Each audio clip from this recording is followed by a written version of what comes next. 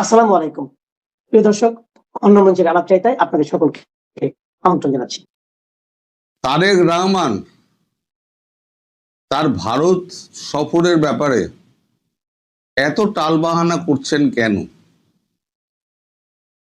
মোদিভীতি হতে পারে, কারণ যে সমস্ত এগ্রিমেন্টে উনি সই করেছিলেন ভারতের প্রতিনিধির উপস্থিতিতে এবং মার্কিন প্রতিনিধিদের উপস্থিতিতে, ভারতে এলে সেই সমস্ত জবাব তো তাকে দিতে হবে, অন্তত নরেন্দ্র মোদীর সামনে দিতেই হবে। দ্বিতীয় হচ্ছে, মানে 1-to-1 যদি বৈঠকে উনি বসেন, সেটা বিমস্টেকের মানে ব্রিক্সের সাইড লাইনেই হোক অথবা আগস্টে আসার যে কথা চলছে তাতে, আমি গতকালকেও বলেছি উনি আসবেন বলে আমার বিশ্বাস হয় না।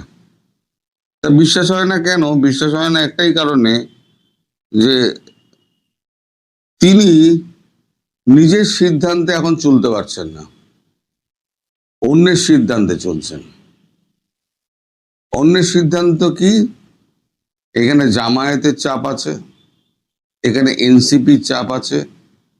তিনি সবাইকে খুশি করতে চাইছেন, সবাইকে খুশি করে উনি ক্ষমতায় টিকে থাকতে চাইছেন। কিন্তু একটা কথা উনি ভুলে গেছেন, যে সবাইকে খুশি করতে চায় সে কাউকে খুশি করতে পারে না, আর বিশেষ করে ভারতের মতো বৃহৎ গণতান্ত্রিক প্রতিবেশী রাষ্ট্রকে। এখন প্রতিবেশী রাষ্ট্র কি করতে পারে? প্রতিবেশী রাষ্ট্র যদি মনে করে যে আমি তার বিরুদ্ধে ব্যবস্থা নেব, তাহলে অনেক কিছু করতে পারে। গতকাল আমাদের এখানে মানে বর্ষাকালীন অধিবেশন শেষ হয়েছে পার্লামেন্টের। এখন তো হাতে অখণ্ড সময়। গতকাল রাতে সন্ধ্যের পর থেকে রাত 1:30 অবধি প্রচুর দৌড়ঝাঁপ হয়েছে। দৌড়ঝাঁপ বলতে কখনো এসপিজি, কখনো দলবল নিয়ে যাচ্ছেন শেখ হাসিনার ওখানে তার সঙ্গে কথা বলতে, কখনো এখানে অজিত দোভাল, জয়শঙ্করজি একলা মিটিং করছেন, কখনো অজিত দোভাল, রাজনাথ সিং, মোদি, জয়শঙ্করজি একসঙ্গে মিটিং করছেন। মানে সিরিজ অফ মিটিং। এর মধ্যে গভীর রাতে আবার ডেকে পাঠানো হয় সিডিএস কে, চিফ অফ ডিফেন্স স্টাফকে। সেটা এর মধ্যে চিফ অফ ডিফেন্স স্টাফের সম্পর্কটা কোথায় আমি এখনো ধরতে পারিনি। কিন্তু এই বাংলাদেশে একটা খবর রটেছে যে দীনেশ ত্রিবেদী নাকি আবার একটা চিঠি নিয়ে যাচ্ছে, আমন্ত্রণ পত্র। আমার বিশ্বাস হয় না, আমাদের কাগজেও এরকম কিছু বেরোয়নি। তাছাড়া বাংলাদেশে এরকম বেল নেই, আপনাদের ভাষায় বাংলাদেশের অত বেল নাই। যারা আমেরিকাকে চেপে রাখতে পারে তাদের কাছে বাংলাদেশ কি? তবে এর ফলশ্রুতি হিসেবে বাংলাদেশকে কিন্তু কঠিন গুণাগার দিতে হবে। গুণাগার বলতে বাংলাদেশ ভারত ছাড়া কিন্তু তার নড়ার জায়গা নেই, সে খাদ্য পানীয় থেকে আরম্ভ করে জল অবধি। এখন আপনার দেশের যা অবস্থা, তাতে বেসিক দুটো চাহিদা মানুষের, যেটা সেটা হচ্ছে বিদ্যুৎ আর একটা হচ্ছে খাদ্যপণ্য। বিদ্যুৎ না থাকলে ট্যাঙ্কে জল উঠছে না, মোবাইল চার্জ হচ্ছে না, কোম্পানি বন্ধ হয়ে যাচ্ছে, তার আবার গ্যাসের সংকট, সিএনজির সংকট, পরিবহন কমে যাচ্ছে। ধরুন একটা মানুষ সকালবেলা ঘুম থেকে উঠে তার প্রথম কাজ কি হলো? দাঁত ব্রাশ করবে, সে টয়লেটে যাবে, প্রতিটা জায়গায় কিন্তু জল লাগছে। বাড়ির গৃহিণী, তিনি রান্না চড়াবেন, ট্যাঙ্কে জল নেই, কারণ কারেন্ট নেই, ট্যাঙ্কে জল উঠছে না, হাঁড়ি চড়ছে না। আপনি বাজারে যাবেন, গাদা গাদা টাকা নিয়ে যাবেন, থলে ভর্তি হবে না, ফিরে এসে আপনাকে ফাঁকা পেটে ফাঁকা পকেটে হাঁটতে হাঁটতে আপনাকে অফিস পৌঁছাতে হবে। তার মধ্যে তো অর্ধেক বেকার হয়ে গেছে। শেখ হাসিনা যখন গেছিলেন তখন তো বিদ্যুতে স্বনির্ভর ছিল।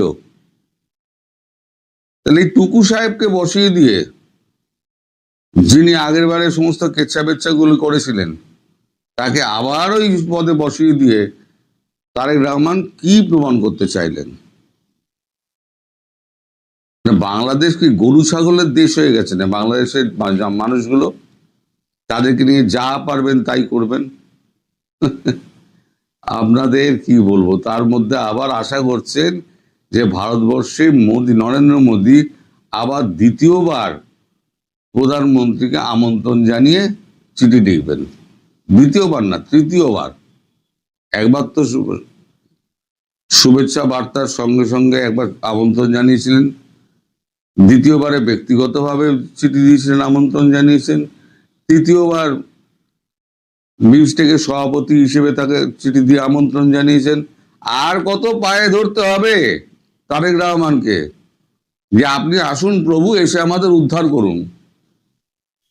আমি জানি না আসবে কিনা, আমি জানি না। তবে আপনাদের সে পররাষ্ট্র উপদেষ্টা আছে না, না প্রতিমন্ত্রী শামা ওবায়েদ, তিনি একটা প্রেস কনফারেন্স করেছেন। তা প্রেস কনফারেন্সটা আমি সাইডে তুলে দিচ্ছি, আপনার প্রেস কনফারেন্সটা দেখুন একবার।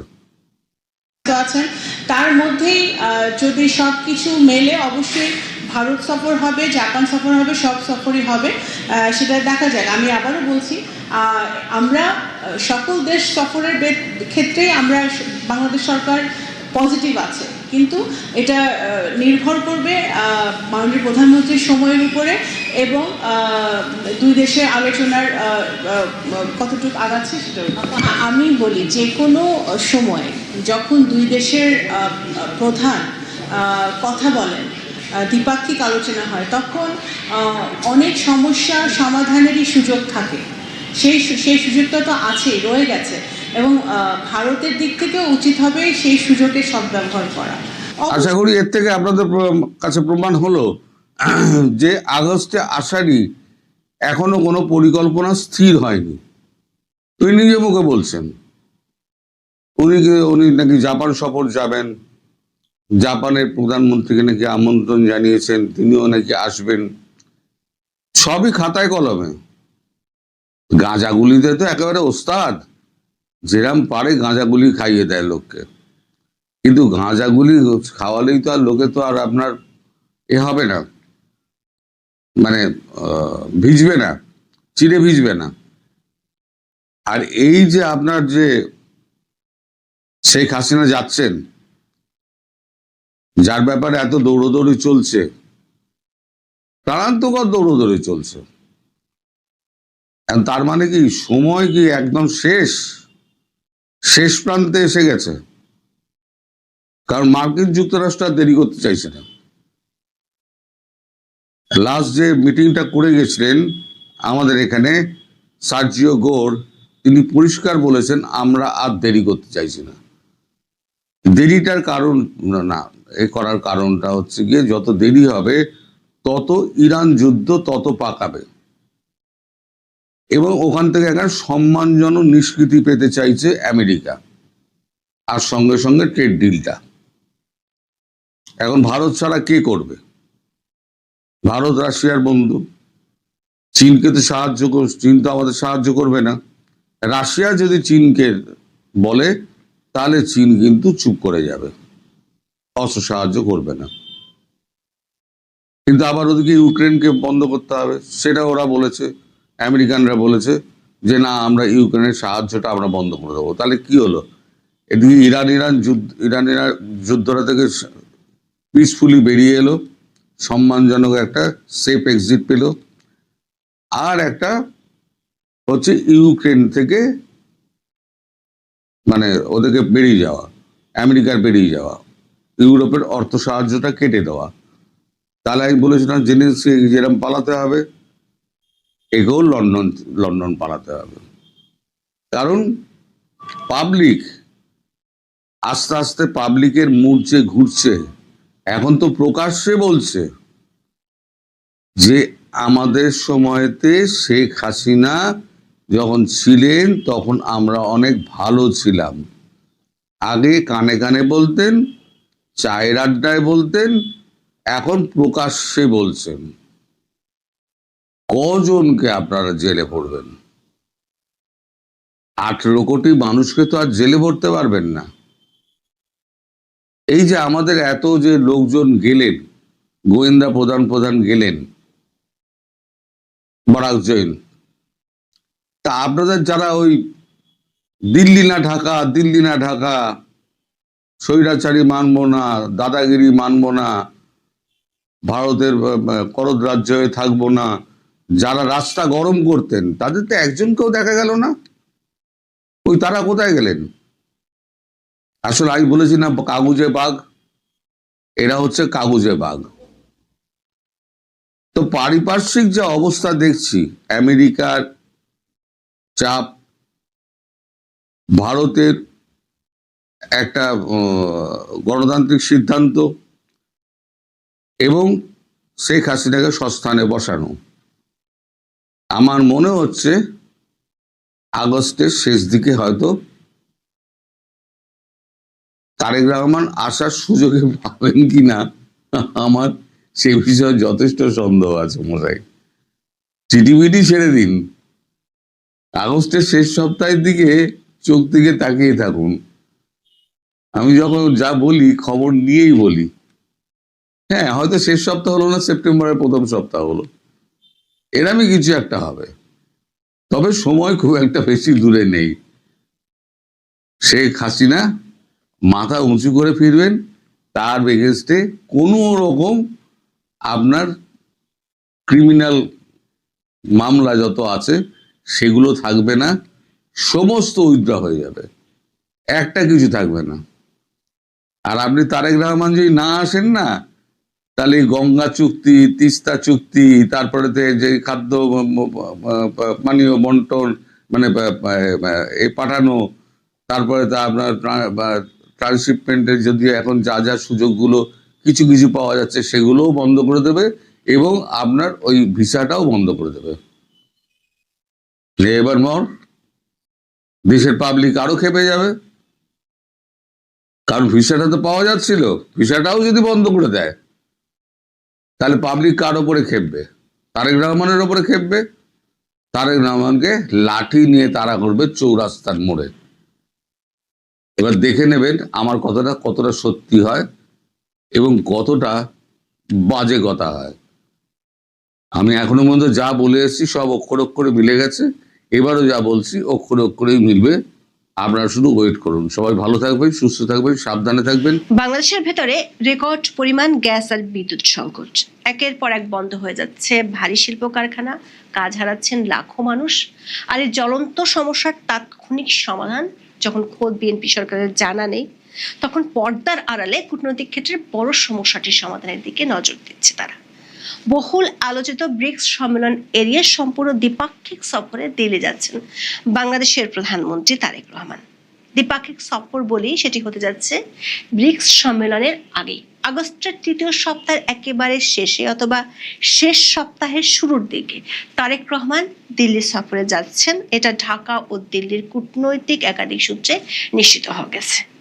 প্রশ্ন হলো, কেন ব্রিক্সের মতো একটি বহুপাক্ষিক সম্মেলন, যেখানে বিশ্বের অনেক পরাশক্তির শীর্ষ নেতাদের সাথে বৈঠকের সুযোগ ছিল, সেটিকে পাশ কাটিয়ে ভারতে দ্বিপাক্ষিক সফরে যেতে চান তারেক রহমান? কূটনৈতিক সূত্রগুলো বলছে, সম্প্রতি প্রতিবেশী দেশ দুটি যে ইস্যুটির কারণে চরমভাবে ব্যাক চ্যানেল ডিপ্লোমেসির চর্চা করছে, সেই ইস্যুটির কারণেই দুই দেশের শীর্ষ নেতার বৈঠক জরুরি হয়ে পড়েছে। আর এই পুরো বিষয়টাতে থার্ড পার্টি মিডিয়েশন হিসেবে ভূমিকা রাখছে কয়েকটি শক্তিশালী দেশ।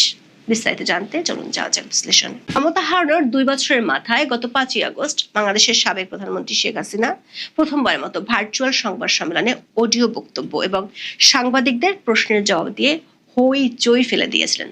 তার বক্তব্য থামাতে প্রথমে ভারত সরকারকে অনুরোধ করেও কোনো ফল পায়নি বাংলাদেশ সরকার। পরে সমালোচনা সত্ত্বেও বাংলাদেশের গণমাধ্যমে শেখ হাসিনার ওই অনুষ্ঠানের খবর প্রচারে নিষেধাজ্ঞা দিয়েছিল। শেখ হাসিনার এমন পাবলিক ফোরামে বক্তব্য দেওয়াকে কেন্দ্র করে ভারত ও বাংলাদেশের মধ্যে সম্পর্কে উত্তেজনা দেখা দেয়। এর আগে বিমস্টেকের সভাপতি হিসেবে তারেক রহমানকে সেপ্টেম্বরের 12 থেকে 13 তারিখ দিল্লিতে অনুষ্ঠেয় ব্রিক্স সম্মেলনে যোগ দিতে আমন্ত্রণ জানিয়েছিলেন ভারতের প্রধানমন্ত্রী নরেন্দ্র মোদী।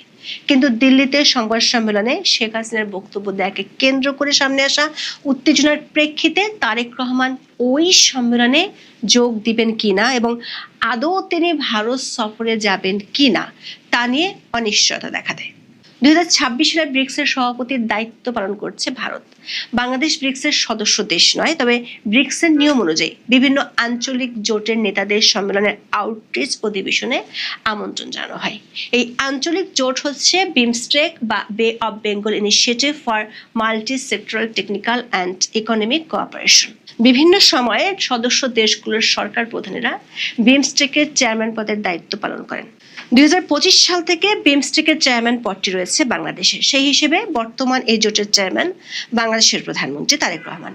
গত জুলাইয়ে ঢাকায় ভারতীয় হাইকমিশনের মাধ্যমে বাংলাদেশের পররাষ্ট্র মন্ত্রণালয় একটি কূটনৈতিক পত্র পাঠিয়ে বাংলাদেশের প্রধানমন্ত্রীকে ব্রিক্সের আউটরিচ অধিবেশনে অংশ নেওয়ার জন্য আমন্ত্রণ জানায় ভারত। এরপর গত প্রায় 1 মাস ধরে আলোচনা চলছে ওই সম্মেলনে অংশ নিতে ভারত সফরে বাংলাদেশের প্রধানমন্ত্রী তারেক রহমান যাবেন কিনা। বুধবার পর্যন্ত এই সম্মেলনে তারেক রহমানের যোগ দেওয়ার বিষয়ে কোনো সিদ্ধান্ত হয়নি বলে বিবিসি বাংলাকে জানিয়েছেন পররাষ্ট্র মন্ত্রণালয়ের মুখপাত্র শহীদুল করিম। বৃহস্পতিবার দিল্লি ও ঢাকার একাধিক কূটনৈতিক সূত্রে জানা গেছে তারেক রহমান ব্রিক্সের সম্মেলনে যাচ্ছেন না, বরং সেখানে তিনি প্রতিনিধি পাঠাবেন। তবে ব্রিক্স সম্মেলনের আগেই তারেক রহমান দিল্লি যাচ্ছেন। ঢাকা ও দিল্লির কূটনৈতিক সূত্রগুলো বলছে, বাংলাদেশের জন্য এই মুহূর্তে ডিসেম্বরে মেয়াদ উত্তীর্ণ হতে যাওয়া গঙ্গা পানি বন্টন চুক্তি, তিস্তা প্রকল্প আর ভারত থেকে আরো বেশি পরিমাণে ডিজেল আনার ইস্যুগুলো গুরুত্বপূর্ণ।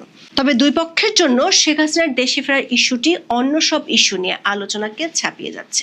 বিষয়টিকে কূটনীতিকরা বলছেন ব্যাক চ্যানেল ডিপ্লোমেসি ইস্যু, যেটি নিয়ে প্রকাশ্যে কোনো পক্ষই খুব বেশি কিছু কিংবা নির্ধারিত বক্তব্যের বাইরে কিছু বলতে পারেন না। শেখ হাসিনার দেশে ফেরার বিষয়ে চূড়ান্ত সিদ্ধান্ত নিতেই দুই দেশের শীর্ষ পর্যায়ের বৈঠক হওয়া জরুরি বলে মনে করছেন সংশ্লিষ্টরা। ঢাকার একজন কূটনৈতিক বলছেন, 24-এর 5 আগস্টের পর ভারত বাংলাদেশের সম্পর্কে যে অবনতি হয়েছিল বিএনপি ক্ষমতা আসার পর তা অনেকখানি ঠিক হয়। যেমন ইউনূসের আমলে বাংলাদেশিদের জন্য ভিসা বন্ধ থাকলেও বিএনপি আমলে তা আবার চালু হয়। আবার গত মার্চ-এপ্রিলে ইরান যুদ্ধ চলাকালে জ্বালানি ক্রাইসিসের সময় ভারত 30,000 টন ডিজেল দিয়ে বাংলাদেশকে সাহায্য করেছিল। পাশাপাশি ভারত ও বাংলাদেশের বাণিজ্যিক সম্পর্ক বেশ সচল আছে। তাহলে এই মুহূর্তে দুই দেশের সম্পর্কের মধ্যে উত্তেজনা কি নিয়ে? এর পেছনে আছে শেখ হাসিনার দেশে ফেরা এবং তার সঙ্গে আছে বাংলাদেশের রাজনীতিতে অন্তর্ভুক্তিমূলক রাজনীতি ফিরিয়ে আনা, যেটি এই মুহূর্তে শুধু ভারতের নয়, বেশ কয়েকটি শক্তিশালী দেশেরও মাথা ব্যথা। সূত্রগুলো বলছে, এই ইস্যুতে শুধু ভারত ও বাংলাদেশই নয়, ভূরাজনৈতিক ক্ষেত্রে শক্তিশালী আরো কয়েকটি পক্ষ জড়িত আছে। কূটনৈতিক ভাষায় বিষয়টিকে বলা হয় থার্ড পার্টি মিডিয়েশন। ঢাকার একজন কূটনীতিক বলছেন, ভারতে নিযুক্ত মার্কিন রাষ্ট্রদূত ও ট্রাম্পের ঘনিষ্ঠ বন্ধু সার্জিও গোরের বাংলাদেশ সফর, এই সফর এসে ভারতের হাই কমিশনারের সাথে তার বৈঠক এবং এরপর শেখ হাসিনার দেশে ফেরার ইস্যুটি এতটা আলোচনায় আসা এই থার্ড পার্টি মিডিয়েশনের বিষয়টির দিকে ইঙ্গিত দেয়। ওই কূটনৈতিক মনে করেন, শেখ হাসিনার দেশে ফেরার ইস্যুটি এখন ভারত ও বাংলাদেশের জন্য সবচেয়ে ক্রিটিক্যাল ইস্যু হয়ে যাওয়ার জটটি খুলছে ওই পরাশক্তিগুলো। বাংলাদেশের সাবেক প্রধানমন্ত্রীকে দিল্লিতে সংবাদ সম্মেলনে অংশ নিতে দেওয়ার মাধ্যমে ভারত সরকার বাংলাদেশের সরকারকে বার্তা দিয়েছে দুই দেশের মধ্যকার আলোচনা শেখ হাসিনা ইস্যু শুরু না করে হওয়ার আশা ক্ষীণ।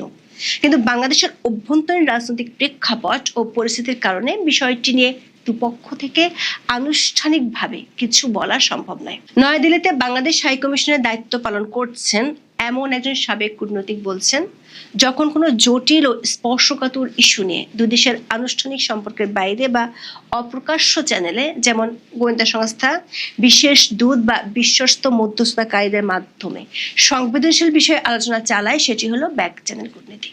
গত 9 আগস্ট ভারতের গোয়েন্দা সংস্থা রয়ের 4 জন শীর্ষ কর্মকর্তা বাংলাদেশে এসেছিলেন। আর তারা যেদিন বাংলাদেশ সরকারের শীর্ষ ব্যক্তিদের সাথে বৈঠক করেছেন, সেদিন ভারতের হাইকমিশনার দীনেশ ত্রিবেদী বাংলাদেশের প্রধানমন্ত্রীর সাথে বৈঠক করেছেন। সেদিনই আবার দীনেশ ত্রিবেদী দিল্লি যান এবং সেখানে তিনি ভারতের প্রধানমন্ত্রী নরেন্দ্র মোদীর সাথে বৈঠক করেন। আবার একই সময় পরপর 2 দিন ভারতের জাতীয় নিরাপত্তা উপদেষ্টা অজিত দোভালের সাথে বৈঠক করেছেন ভারতে নিযুক্ত মার্কিন রাষ্ট্রদূত ও ট্রাম্পের ঘনিষ্ঠ বন্ধু সার্জিও গোর। দিল্লির একটি সূত্র বলছে, দীনেশ ত্রিবেদীর সাথে অজিত দোভালেরও বৈঠক হয়েছে, তবে সে বৈঠকটি সার্জিও গোরের সাথে দোভালের বৈঠকের আগে নাকি পরে হয়েছে সেটি নিশ্চিত হওয়া যায়নি। দিল্লি সূত্রগুলো বলছে, সার্জিও গোর 13 আগস্ট দিল্লিতে আরো দুটি শক্তিশালী দেশের প্রতিনিধিদের সাথে বৈঠক করেছেন, যারা বাংলাদেশের জন্য দাতা দেশ এবং ডেভেলপমেন্ট পার্টনার হিসেবে পরিচিত। তারেক রহমান যে খুব শিগগির ভারত সফরে যাচ্ছেন সেটার ইঙ্গিত দিয়েছেন বাংলাদেশের পররাষ্ট্র প্রতিমন্ত্রী শামা ওবায়েদ। 13 আগস্ট পররাষ্ট্র মন্ত্রণালয়ে সাংবাদিকদের সঙ্গে আলাপকালে প্রতিমন্ত্রী বলেছেন, বাংলাদেশের প্রধানমন্ত্রীর ভারত সফর নিয়ে তার সরকার পজিটিভ। এখনো সম্ভাবনা আছে ভারত সফরের। ব্রিক্স সম্মেলনের আগে ভারত সফর করতে পারেন এমন ইঙ্গিত পাওয়া গেছে পররাষ্ট্র প্রতিমন্ত্রীর কথা থেকে। তিনি বলেছেন, ব্রিক্স সম্মেলনের তো অনেক দেরি, 1 মাস বহু কিছু হয়ে যেতে পারে। সরকারও ব্যস্ত রয়েছে, প্রধানমন্ত্রীও ব্যস্ত, তার মধ্যে যদি সবকিছু মেলে অবশ্যই ভারত সফর হবে। সূত্রগুলো বলছে, শেখ হাসিনার সরকার পতনের পর অন্তর্বর্তী সরকারের সময় থেকে বাংলাদেশ ও ভারতের মধ্যে যে সম্পর্কের টানাপোড়েন তৈরি হয়েছিল সেটি কাটিয়ে উঠতে দুই দেশের পক্ষ থেকে চেষ্টা ছিল, কিন্তু শেখ হাসিনার ইস্যুটি সমাধান না করে যে আলোচনা আগাবে না সে বার্তা ভারতের পক্ষ থেকে বাংলাদেশ সরকারকে দেওয়া হয়েছে। তাছাড়া থার্ড পার্টিগুলো এ নিয়ে তাদের বার্তা দিয়েছে। ফলে এখন অপেক্ষা দুই দেশের শীর্ষ নেতার বৈঠকের পর দুই দেশের পক্ষ থেকে সমীকরণগুলো চূড়ান্ত করা। ঢাকার পররাষ্ট্র মন্ত্রণালয়ের একটি সূত্র বলছে, 5 আগস্ট শেখ হাসিনার বক্তব্য দেওয়ার প্রতিবাদে প্রেস রিলিজ দেওয়ার পরও বাংলাদেশের পররাষ্ট্রমন্ত্রী দক্ষিণ এশিয়ার ডিজিকে ভারত সফরের প্রস্তুতি শেষ করার নির্দেশ দিয়েছিলেন। ওই সূত্রটি বলছে, বাংলাদেশ ভারত টানাপোড়েন কাটিয়ে স্বাভাবিক সম্পর্ককে এগিয়ে নিতে ব্রিক্সের মতো বহুপক্ষীয় সম্মেলনে ভারত যাওয়ার চেয়ে দ্বিপক্ষীয় সফর দুই দেশের জন্য বেশি কার্যকর হবে। এতে দুই দেশের প্রধানমন্ত্রী সরাসরি আলোচনায় বসতে পারবেন এবং গুরুত্বপূর্ণ বিষয় যেমন গঙ্গা চুক্তি নবায়নের রাজনৈতিক আলোচনা, তিস্তা নিয়ে আলোচনা সহ 2 বছরের বাণিজ্যিক বাধা দূর করা, মানুষের যোগাযোগ সহজ করার মতো বিষয়গুলোতে অগ্রগতি সম্ভব। শেখ হাসিনার দেশে ফেরার ইস্যুতেও দুপক্ষের মধ্যে বোঝাপড়া তৈরির সুযোগ থাকবে এই সফরে। সূত্রটি বলছে, বাংলাদেশের পক্ষ থেকে প্রকাশ্যে শেখ হাসিনার প্রত্যর্পণের কথা বলা হলেও ভারতের পক্ষ থেকে এরই মধ্যে প্রত্যাবর্তনের কথা জানিয়ে দেওয়া হয়েছে। এমন পরিস্থিতিতে ব্রিক্সের চেয়ে দ্বিপক্ষীয় সফর দুই প্রতিবেশীর মধ্যে আস্থা ফিরিয়ে আনতে গুরুত্বপূর্ণ ভূমিকা রাখবে বলছে সূত্রগুলো। সেটি হলে চলতি মাসের শেষ সপ্তাহে নয়াদিল্লি যাবেন বাংলাদেশের প্রধানমন্ত্রী তারেক রহমান। বাংলাদেশ সরকারের পক্ষ থেকে শিগগিরই জানানো হবে, দুই দেশের সম্পর্ককে ইতিবাচক, স্থিতিশীল ও জনকেন্দ্রিক ভিত্তির উপর দাঁড় করাতে ভারতের প্রধানমন্ত্রীর আমন্ত্রণে দিল্লি যাবেন বাংলাদেশের প্রধানমন্ত্রী। এখন এ পর্যন্ত সবাই